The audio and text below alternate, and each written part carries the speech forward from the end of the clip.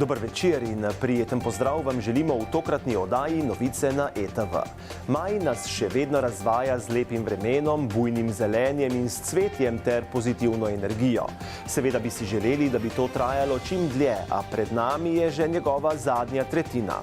Za njim pa prihaja junij, ko že stopimo v poletje. V teh dneh se veliko dogaja na vseh področjih.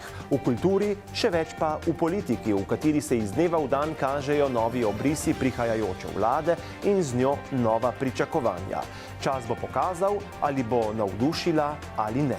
Nocojšnji poudarki so: AMD Izlake praznoval 70 let obstoja, svečanost v Orehovici v spomin na še eno grozodejstvo v drugi svetovni vojni.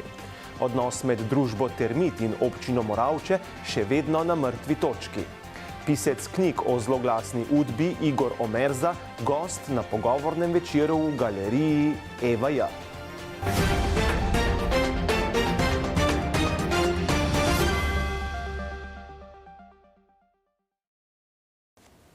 Visoki jubileji so za vsako organizacijo še prav posebnega pomena. Mednje gotovo spada Avtomoto društvo Izlake, ki letos zaznamuje 70-letnico delovanja. Skupaj z njim pa praznuje 40 let še motosekcija društva. O obletnici društva je spregovoril predsednik društva Bogdan Steklasa, ki je tudi podeljeval nagrade in priznanja zaslužnim članom in organizacijam, ki so pripomogle k uspešnemu delovanju AMD Izlake. Priznanje sta med drugim prejela častni član in župan občine Zagorje ob Savi Matjaž Švagan ter naša televizija ETV. Predsednik društva je za nas povedal. Pomeni, da smo 70 let prisotni v tem prostoru, da imamo člane iz Izlak in okolice, ki so nam zvesti že vrsto let. V teh letih se je v društvu izmenjalo ogromno ljudi. Različne funkcije smo imeli, od inštruktorjev varne vožnje, pedagoških delavcev do predsednikov, tajnikov, blagajnikov.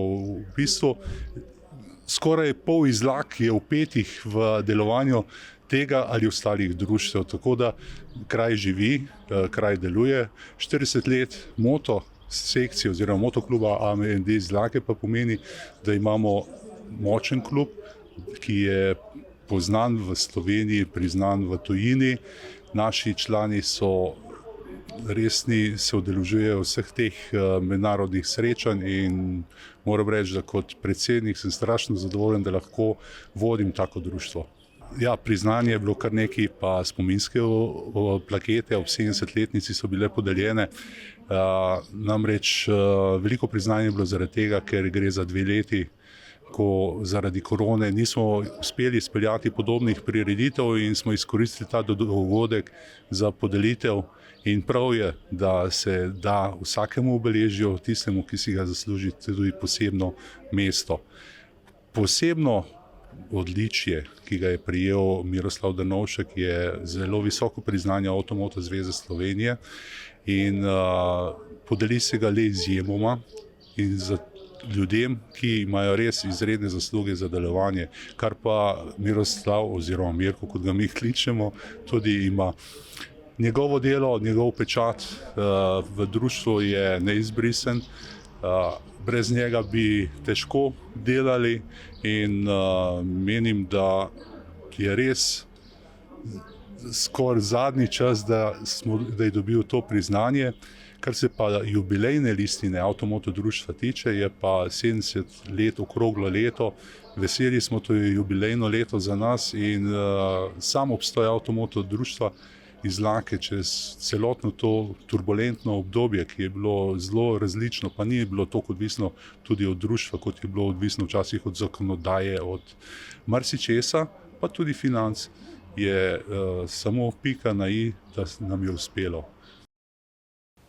Proslave ob visokem jubileju društva se je udeležil tudi generalni sekretar AMZS magister Jure Kostanšek, ki smo ga povabili pred mikrofon.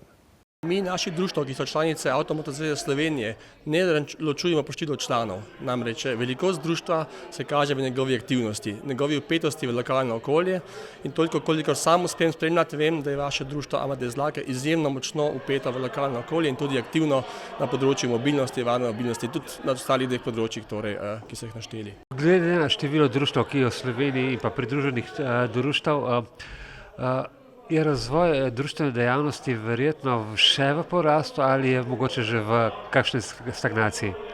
Zdaj, že nekaj časa nas ta zadeva skrbi, nekako to prostovoljstvo majčkeno izgublja zagon ponekod, so pa nekatera društva, kjer se to prebuja ali ponovno obuja in kjer se neke aktivnosti izvajajo kar precej pospešeno. Tako da mi upamo, želimo si, da bo ta zgodba šla naprej, da bodo prišle nove ideje, morda tudi novi člani društev, predvsem želimo si tle pod mladih v društvih, da bodo lahko naprej prisotni lokalno in tudi širše na državni ravni. V noči 17. na 18. maj leta 1944 je četa nemških policistov zaradi napada na nemško vozilo, ki ga je v Orehovici dan prej izvedla Slandrova brigada, požgala vas Orehovico. Vodja SS čete Bruno Riner je potem poročal takole. Ko je gorelo, se je v gospodarskih poslopjih na kraju zgodilo tole.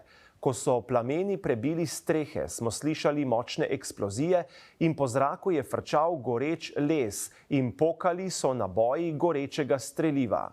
Kot smo ugotovili pozneje, je zgorelo 15 civilistov. Zaradi tega neljubega dogodka velja zdaj 18. maj za krajevni praznik Izlak in ob tem vsako leto pripravijo prireditev. Poglejmo, kaj so pripravili letos. Letos, tako kot vsa leta v mesecu maju,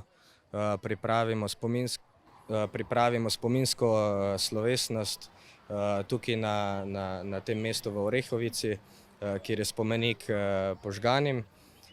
Potem pa se praktično skozi cel mesec do junija odvijajo razne prireditve društev.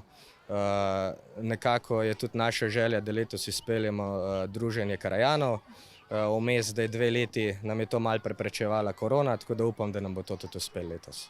Šole se pripravljajo v mesecu krajevnega praznika, potem je pa tam nekje konec junija, je pa pač predvideno druženje krajanov z malo pogostitve, veselico. Tako.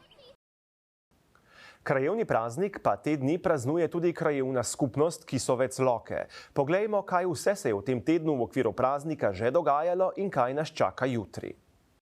Ja, dejstvo je, da naš krajevni praznik slavimo v počastitev našega rojaka, sokrajana Janeza Drnovška. Dejansko so se začele naše prireditve že prav na ta dan in sicer 17. maja, kjer smo odprli razstavo v parku. To je zdaj naše, eno tako bi rekel, ekskluzivno razstavišče parku pred Mercatorjem in sicer stari predmeti v novi podobi. V nadaljevanju sledijo pa tisti glavni dogodki v današnjem dnevu. Čez dobro uro bodo odprta vrata Rudarskega muzeja, kjer si bodo lahko krajani, Zagorjani ugledali to tradicionalno 250-letno zgodovino rudarstva v Kisovcu oziroma v Zagorju. V glavnem naše prireditve slonijo na kulturnih dogodkih. Predvsem zaradi tega, ker je poznano, da imamo v Kisovcu izredno pestro pa delovno kulturno skupine, ki delujejo v okviru kulturnega društva Svoboda. Tukaj bi omenil kulturno skupino Luki, ki je pripravila razstavo Utrinki in sicer na stopnišču krajevne skupnosti, to je v zgradbi pošte. Zanimivo, da se letos predstavlja tudi skupina Luki, tukaj s poudarkom mladi Luki, ki razstavljajo v razstavnem oknu Doma kulture v Kisovcu. V avli kulturnega doma razstavlja spet ena od skupin kulturnega društva Svobode, to so fotki. To je fotografska razstava in sicer pod naslovom letos vremenske neprilike in prilike v Zasavju. Potem pa sledi tista osrednja prireditev, vsakoletno tradicionalna akademija upočastitev krajevnega praznika, ki bo danes zvečer ob 19. uri prav tako v Domu kulturnega društva Svoboda. Športne dejavnosti in lutkovna dejavnost se bodo odvijale jutri v soboto. Gre za strelsko prvenstvo krajevne skupnosti Kisovec Loke v streljanju z zračno puško. To je na strelišču strelskega društva Kisovec na Šahtu.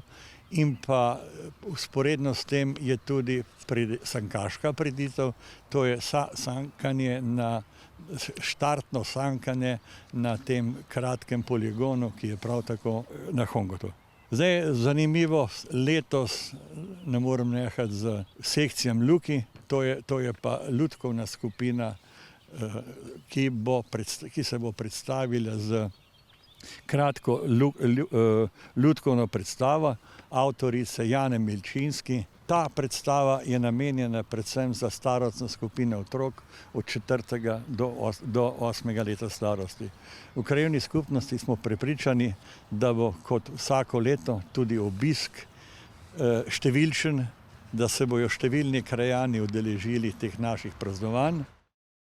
Občina Moravče in njen župan, dr. Milan Balažic, se v tem mandatu z velikimi napori ukvarjata z ekološkim problemom, ki ga s svojim delovanjem povzroča družba Termit. O tem smo že velikokrat poročali, zato nas je zanimalo, kakšna je situacija danes, po več kot 3 letih, predvsem pa to, kakšna je v tem trenutku relacija med obema. Žal na zahodu nič novega. Torej, razmerje med občino Moravče in vodstvom Termita ni, ker Termit strogo zavrača vse naše pobude, ponujeno roko za to, da se začnemo pogovarjati, kako bi skupaj reševali nastale razmere in bi tudi dejavnost Termita uskladili z okoljsko zakonodajo in pričakovanji prebivalcev Moravške doline. To ne vodi seveda v dobro smer, namreč Termit je v zadnjem aneksu k koncesijski pogodbi dobil velike omejitve, da mora zapirati področja, omejevati svojo dejavnost. Koncesija je podaljšana samo do polovice leta 2023. In brez sodelovanja z občino Moravče ne bo podaljšanja koncesije, Termit ne bo mogel več delovati tako, kot je doslej. Torej, v vsakem primeru, tudi mi pripravljamo občinski prostorski načrt, bi mi želeli dogovor s Termitom, ohraniti delovna mesta, celo prispevati k razvoju podjetja Termit, vendar pa zato potrebujemo seveda dobro voljo tudi strani vodstva Termita, strani direktorja Serjanca, kajti to, kar se dogaja z njihove strani, je skrajno neodgovorno, še vedno vozijo nevarne odpadke v tako imenovane sanacijske jame. Poleg tega pa seveda je njihov način komunikacije sramoten. To je to, da tožijo župana za vsak dober dan. In če dobro štejem, so mi ravno kar poslali 22 ali 23 tožbo, kar je naravno smešno. To ni resen, odgovoren način komunikacije z županom in z lokalno skupnostjo. Zato je moj poziv vodstvu Termita, da pride k pameti in se začne pogovarjati, kajti v nasprotnem primeru bodo sami sebi zavdali tisti končni udarec, ki ne bo dober ne za Termit, ne za zaposlene in ne za občino Moravče. Torej, ponovno moj poziv k pogovorom, k tvornemu sodelovanju in k razrešitvi nastale situacije. Brez tega prihodnosti za Termit ni. V sredo je v galeriji družbe Evaje v Kisovcu potekal pogovorni večer v organizaciji tednika Demokracija, na katerem je bil gost publicist in pisatelj Igor Omerza. Tema pogovora, ki ga je vodil odgovorni urednik Demokracije Jože Biščak, je bila Omerzova zadnja knjiga Velikani slovenske osamosvojitve in Udba. Udba je bila politična policija, ki si je v Sloveniji nikoli več ne želimo. Ja, jaz sem hotel pisati knjigo o odboru za varstvo človekovih pravic, ker sem bil v vodstvu odbora. To je ta odbor, ki je nastal po aretaciji Janše Bošnarja, Tasića in preganjanju Zavrla. In sem šel v arhiv, da bi zbral dokumentacijo. Takrat sem spoznal, da je odprt tudi arhiv takrat UDBE že, tajne politične policije, se pravi SDV-ja uradno. In me je začelo to zanimati, bi rekel, skoraj kot neka detektivsko gradivo. In sem videl, da so te noter neke zgodbe, ki so dejansko neke kriminalke, in to me je pritegnilo in sem začel potem se s temi zadevami bolj intenzivno ukvarjati. Pa sem šel pokoj, sem pa sploh samo še to delal, zjutraj arhiv, popoldne sortiranje in pisanje knjig. Ja, nekateri zelo zanimajo, me ustavljajo na cest, mi tudi govorijo o kakšnih stvareh, kaj se jim je dogajalo, jih zanima kakšni njihovi sorodniki, očetje in tako naprej, ki so bili žrtve in jih zanima. Nekateri so pa ignorantski do tega, ne, in se mi zdi to pogrevanje preteklosti nepotrebno, tako da so različni pristopi. Predvsem ljudje, ki so bili recimo njihove družine vpletene v ta nadzor, da so jih nadzorovali, šikanirali, so imeli težave v službi, študijem in tako naprej, ali še kaj hujšega, da so bili zaprti. Predvsem te pa imajo interes, da se to razkriva. V Sloveniji ne obstaja več tajna politična policija, obstaja pač te obveščevalne varnostne službe, ki so normalne, ki ščitijo državo, ustavo. UDBA je pa ščitila pravzaprav neko vrh, ne, politični, da ne bi prišlo do tega, da bi oni mogli zapustiti oblast in so jo potem držali desetletja in pa tudi vzgajali svoje bodoče kadre in jih postavljali na svoja mesta. Tako da to je nekaj drugega, ne. Ko ti ščitiš politično stranko ali pa vrh politične stranke, kot da ti ščitiš državo kot tako. Ne glede na to, kdo je trenutno na oblasti. To je razlika. V sredo je bila v TKI Hrastnik izvedena načrtovana enodnevna terenska in praktična vaja zaščite in reševanja. Na njej je bila izvedena simulacija nesreče s klorom v TKI Hrastnik. Namen in cilj vaje sta bila preveriti učinkovitost in usklajenost predvidenih ukrepov v načrtih zaščite in reševanja ob nesreči s klorom v TKI Hrastnik DD, pa tudi preveriti učinkovitost delovanja sistema obveščanja in obveščevanja, opazovanja, postopkov opozarjanja ter obveščanja pristojnih organov in služb, preveriti organiziranost, usposobljenost in opremljenost sil, ki sodelujejo pri zaščiti, reševanju in pomoči ob nesreči s klorom v TKI Hrastnik DD. Danes smo imeli vajo prve stopnje, se pravi, da smo samo evakuirali zaposlene iz območja kontaminacije in ustrezno pristopili k zaščiti za okolico in pa za širšo skupnost. Sama tehnologija je takšna, da se obrat samodejno zaustavi pri 5 ppm klora, kar je popolnoma nenevarno za ljudi in za okolje. Vedno so pa možne nesreče, kjer je pač človeški faktor tisti, ki ponavadi take nesreče kreira. In čim več takšnih stvari poskušamo predvideti, zaradi tega tudi vadimo in preigravamo vse možne scenarije, da bi preprečili kakšno hujšo nesrečo. Včeraj je bilo v Mestnem muzeju Litija odprtje kar 4 razstav. Gre za 3 prenovljene stalne muzejske zbirke, o katerih smo že poročali v torkovih novicah. 4. pa je razstava likovnega društva Lila, ki je v lanskem letu pripravilo projekt Življenje ob reki Savi. Zdaj pa jo je postavilo na ogled še v Mestnem muzeju. Vsekakor gre za zanimiv dogodek, ki je na svoj način popestril litijsko kulturno sceno in zaznamoval Svetovni dan muzejev, ki je bil dan predtem. Ja, jaz, ko ocenjujem trenutno stanje muzeja, seveda pogledam malce v preteklost, ko se zadnji 2 leti nismo mogli družiti z obiskovalci toliko, kot bi si želeli. Prednost smo dali zdravju. Zato smo naredili eno tako pregledno otvoritev, bi rekla. Najprej se bomo spomnili dogodkov tik pred epidemijo, potem nekaterih dogodkov, ki so zaznamovali epidemijo, ampak tukaj mislim na delo v muzeju. Pa seveda tudi nedavno raziskave in posledično obnovitve razstav, se pravi, govorimo o vpisu v razvid muzejev, govorimo o stanovski prestižni nagradi Valvazorjev nagelj in govorimo o obnovitvah razstav o Savi in rudniku Sitarjevec, tudi o tej sobi, se pravi sobi Obišči Litijo. Celoten koncept, bom rekla takole, ne. Letošnji moto letošnjega mednarodnega dneva muzejev je moč muzejev, je povezovanje v skupnosti. Brez deležnikov, kot je Lila, pa Univerza za tretje življenjsko obdobje in še številnih drugih, muzej takšen, kot je, ob boku največjih muzejev v Sloveniji, ne bi mogel delovati. To je Lila, to je Univerza za tretje življenjsko obdobje, številni zunanji sodelavci.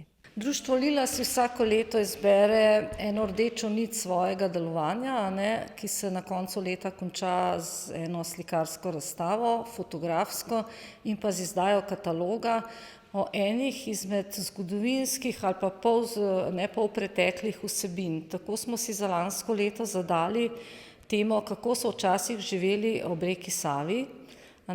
To naj si bilo kot dejavnosti, gospodarske dejavnosti, tako tudi preživljanje prostega časa, narava in tako dalje. In tako je nastala na lanskem Extemporu tudi tale pričujoča razstava. Z mestnim muzejem tradicionalno dobro sodelujemo, vsako leto pripravimo vsaj 2 do 3 razstave. Tako smo v lanskem letu imeli kar 2 razstavi naenkrat, ena je bila fotografska portreti in druga je bila slikarska. Potem smo imeli tudi eno samostojno razstavo od našega člana Bilja Mehleta. Sodelujemo pa tudi na muzejski noči vsako leto, zdaj že ta 3. leto zapored in letos bomo okraševali prve črke kaligrafije. To se pravi začetno črko kaligrafske pisave, ki pa mislim, da to dela Utri Litijski, tako da bomo to kot eno tako skupno stvar izvedli pa v mesecu juniju. Po vsej Sloveniji se v kratkem začnejo vpisi v glasbene šole in nič drugače ni v Zasavju. Obiskali smo glasbeno šolo Trbovlje, v kateri v ta namen pripravljajo dan odprtih vrat. Ravnateljica je razložila, kdo vse in kam se lahko vpiše. Za konec pa je sledilo še povabilo na koncert. Poglejmo. Ja, tako kot vsako leto, konec maja potekajo spremni preizkusi in vpisi novih učencev, tako da smo že krepko v pripravah, imeli smo že predstavitve za prvo triado osnovnih šol, pa starejše skupinice vrtcev, tako da jaz bom prosila in sem že zaprosila kolegice ravnateljice, da bodo potem dali še neko obvestilo, ker 28. maja v soboto dopoldne od 9 do 12 imamo dan odprtih vrat. In takrat so vsi in starši in detki in babice in predvsem otroci vabljeni na ogled naše šole. Predstavili jim bomo vse inštrumente, lahko se jih bojo tudi dotaknili, sprobali in seveda upravili tudi sprejemni preizkus in se potem vpisali. Tako da še cel teden potem do 3. junija v popoldanskem času, od 14. do 18. ure, so pa kakorkoli še vabljeni na sprejemne preizkuse in vpise za tiste, ki bojo mogoče še malo kolebali ali pa se še odločali, kateri inštrument jim je ljubši, ali pa mogoče ples, predšolski programi ali pa mogoče tudi starejši petje. V naslednjem tednu pa pripravljate tudi koncert? Ja, je kar na kupu vse skupaj, tako da 25. bo že krepka generalka v Delavskem domu Trbovlje, 26. maja, četrtek zvečer ob 7. pa vljudno vabljeni na končno spet v živo. Koncert Naš svet glasbe, kjer se predstavljajo vsi naši orkestri, standardno, kitarski, harmonikarski, godalni, pihalni, pa seveda vsi tisti učenci, ki so v tem letu bili uspešni tekmovalci oziroma zaključujejo, so absolventi 6. ali 8. letnika glasbene šole in so tudi v svojem poteku šolanja veliko dosegli. So pa tudi 2 skupine, ki jih imamo v letnem delovnem načrtu zabeležene kot standardne in to je tradicionalni narodno-zabavni, tako da bo malo veselo, in pa na novo jazz band, ki so pa res izvrstni in se res plača pridati pogledati. Seveda pa nas smem tudi plesenega oddelka tukaj spustiti, tudi te so bile deklice, predvsem pa en deček, zelo uspešni na tekmovanjih in smo tudi to lepo komponirali v celoten večer. Knjižnica Litija nam je poslala naslednje sporočilo. Tedni vseživljenjskega učenja so najvidnejša promocijska kampanja na področju izobraževanja in učenja v Sloveniji. Projekt usklajujejo na Andragoškem centru Slovenije in ga prirejajo v sodelovanju s stotinami ustanov, skupin in posameznikov po vsej državi, pa tudi onkraj naših meja. Z njim opozarjajo na vse prisotnost, pa tudi pomembnost učenja v vseh življenjskih obdobjih in za vse vloge, ki jih posameznik v svojem življenju prevzema povzema kot posameznik. Knjižnica Litija bo sodelovala s Tačkovim festivalom, s slovesnostjo ob 150-letnici čitalništva v Šmartnem, pa tudi stojnico na Paradi učenja. Parada učenja bo potekala v sredo 25. maja med 10. in 14. uro pred Litijskim mestnim muzejem. Knjižničarji bodo podarjali knjige, brezplačno vpisovali nove člane in predstavili delovanje knjižnice. Glasbena šola Litija Šmartno pa vabi na prvi najstniški festival Litijana, ki bo v sredo ob 19. uri v dvorani kulturnega centra na Stavbah. Nastopili bodo mladi pevci ob spremljavi jazz skupine glasbene šole Litija Šmartno pod vodstvom profesorice Ane Šimenc-Kugler. Obeta se zanimiv glasbeni večer mladih talentov. Mi pa smo s to novico sklenili današnjo informativno oddajo Novice na ETV. Zahvaljujemo se vam za pozornost in vas lepo pozdravljamo.